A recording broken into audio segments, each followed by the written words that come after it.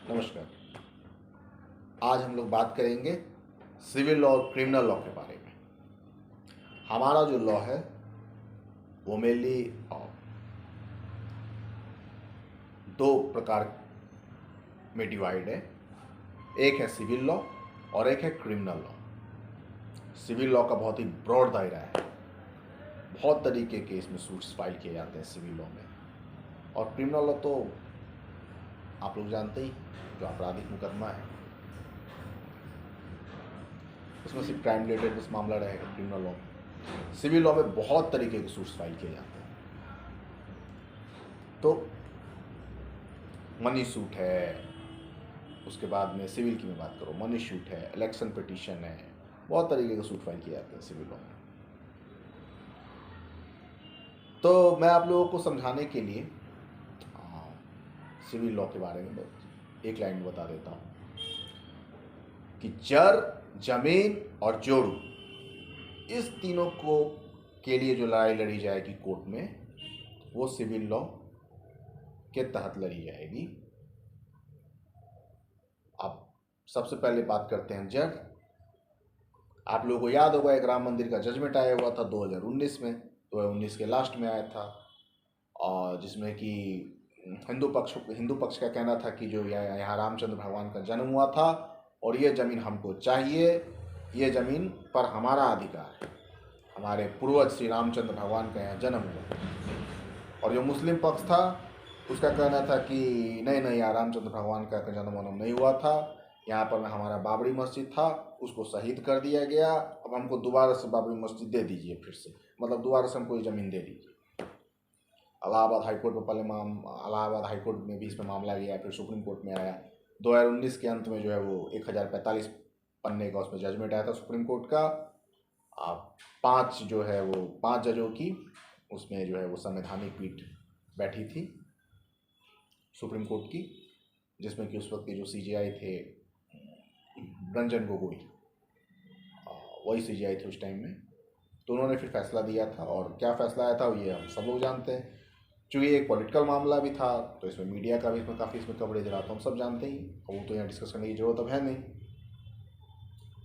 तो ये जर की बात हो गई। अब जमीन मतलब समझ लीजिए कि ज़मीन में प्रॉपर्टी वगैरह सब आप लोग समझ लीजिए, इसमें सारा ज़मीन से लेकर के प्रॉपर्टी, घर, मकान, ज़मीन, इसके अलावा जो है वो आपका जितना भी है पैसा कौड़ी सारा चला आएगा आपका इसमें ज़मीन।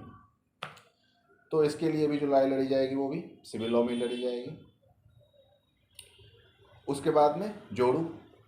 अब हस्बैंड है, वाइफ है, पति है, पत्नी है, दोनों का शादी हो गया, पति अलग परेशान है किससे शादी हो गया, पत्नी अलग परेशान है किससे शादी हो गया, तो अंत में दोनों ने फैसला किया कि भाई अब चलो हटाओ, डिवोर्स ले लो, तलाक ले लो, अलग हो जाओ। अब दोनों अपना अलग हो गया।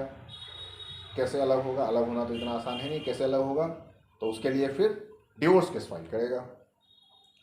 डिवोर्स केस उसमें फिर फाइल करेगा। और डिवोर्स केस भी जो होता है वो दो प्रकार का होता है, एक म्यूचुअल डिवोर्स होता है, एक कंटेस्टेड डिवोर्स होता है।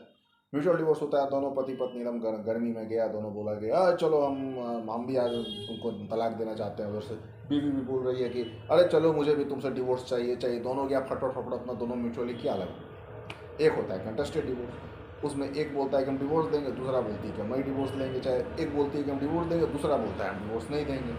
अब इन दैट कंडीशन जो होता है, फिर कभी कभार बदमाशी के लिए भी ऐसा बोलता है, कभी कभार कुछ परिस्थितिवश भी ऐसा बोलता है, कभी कभार बदमाशी करके भी ये बोलता है दूसरे को परेशान करने के लिए कि हम नहीं डिवोर्स देंगे। साइड बाई साइड बोलता है कि हमको इतना ये दो वो देता हूँ, या करके डिवोर्स देंगे। बहुत कुछ है इसमें भी, पर्दे के पीछे का खेल।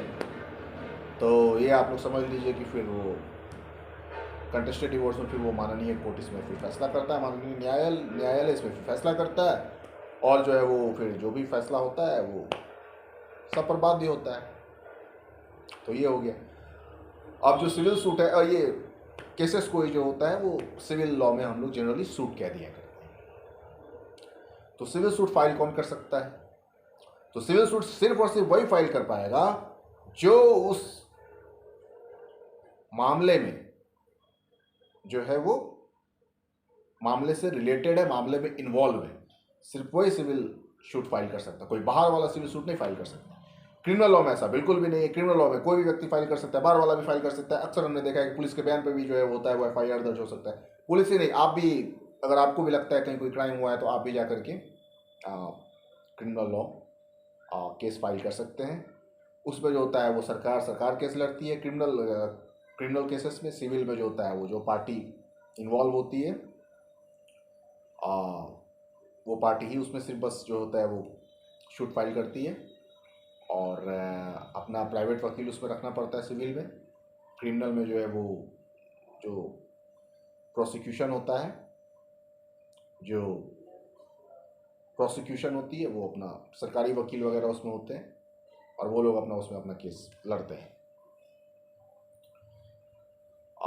उसके बाद में फिर चले जाते हैं सिविल लॉ। अच्छा उसके बाद में सिविल में जो होता है वो हम लोग कंपनसेशन की हम लोग मांग करते हैं। कंपनसेशन मतलब मुआवजा, पैसा वैसा, ये सब के रिगार्डिंग हम लोग मांग करेंगे, सिविल में करेंगे।